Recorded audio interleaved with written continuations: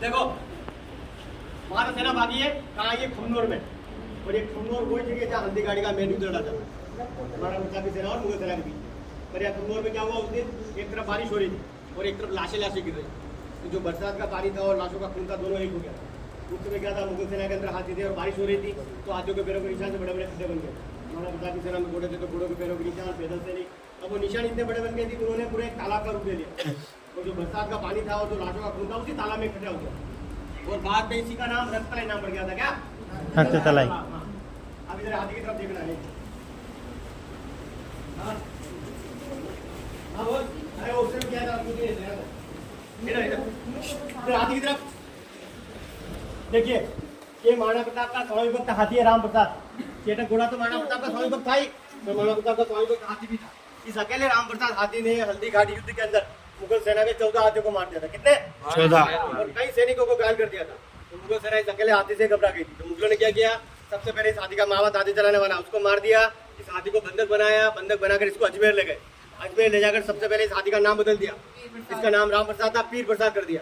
पर यह हाथी इतना स्वामी भक्त था कि इसने 18 दिन तक कुछ भी खाया पिया नहीं और अपने प्राण त्याग दिए। अब यही देखकर अकबर भी आश्चर्यचकित हो गया कि भाई एक अकेला हाथी महाराणा प्रताप के लिए इतना स्वामी भक्त हो सकता है, तो उस समय के जो इंसान रहेंगे वो कितने स्वामी भक्त रहेंगे। तो अकबर को लगा कि मैं एक हाथी को नहीं हरा पाया तो महाराणा प्रताप और महाराणा प्रताप की सेना को क्या हरा पाऊंगा।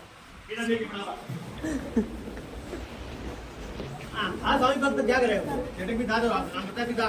देखो उधर वो महाराणा प्रताप है और इधर ये बेलोल खान। ये बेलोल खान मुगल सेना का सबसे ताकतवर सैनिक था, जिसको कि हल्दी घाटी युद्ध में महाराणा प्रताप ने अपने तलवार के एक ही वार से 2 हिस्से कर दिए थे। मतलब ये बेलोल खान भी कट गया था और साथ में इसका घोड़ा भी कट गया था। इतना तेज वार किया था एक। जबकि इस बेलोल खान ने उस समय जो लोहे के जो कवच कुंडल होते थे पुराने जमाने के, वो भी पहन रखे थे। अब इधर आगे इधर देख रहा है। देखो इधर ये महाराणा प्रताप है, वो इधर मानसिंह के जयपुर का राजा, चौथा का भाई। जब महाराणा प्रताप ने मानसिंह के ऊपर भाले से वार किया था, उस समय मानसिंह के ओहदे में छूट जाता, मतलब हाथी के ऊपर जो ओहदा होता है ना बैठने का, उसके अंदर।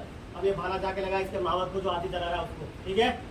अब उस समय क्या था, मुगलों में तो अंदर सब हाथी थे और महाराणा प्रताप की सेना में घोड़े थे। तो उस समय मुगल सैनिक क्या करते थे, हाथियों की सूंड में तलवार लगाते थे। देखो इस हाथी की सूंड में तलवार लग रही है। ये मानसिंह का हाथी था, इस हाथी का नाम था मर्दाना हाथी। इसकी सूंड में तलवार थी उस समय। और उस समय महाराणा प्रताप ने क्या किया था कि अपना जो चेटक घोड़ा था ना, उसको हाथी की सूंड तक चढ़ा दिया था। मतलब चेटक की दोनों आगे वाली टांगे हाथी की सूंड के ऊपर, और हाथी की सूंड में तो पहले तलवार लग रही है और हाथी तो अपनी सूंड घुमाते ही। तो इस तलवार की वजह से ही हल्दी घाटी युद्ध में चेटक की पीछे वाली टांग कट जाती है। और ये देखो आप चेटक के ऊपर हाथी की सूंड लगा रखी है। ये महाराणा प्रताप उसमें इससे लगाते थे, ये जो हाथी है ना, इस घोड़े को अपना बच्चा समझे तो हमला नहीं करे, मतलब कंफ्यूज करने के लिए। क्योंकि हाथी तो बड़ा होता है, घोड़ा छोटा होता है, सीधा अटैक भी करते हैं। अब इस सूंड से तो इस हाथी को भी लगेगा कि भाई मेरा ही बच्चा है और अपने बच्चे के ऊपर कभी कोई अटैक नहीं करेगा। देखो इस तरह में वो झालामान है। ठीक है, ये झालामान महाराणा प्रताप के प्रमुख सेनापति थे। तो हल्दी घाटी का युद्ध अपने लगभग 5 घंटे का जो युद्ध चला, 2-2.5 घंटे पूरे होने के बाद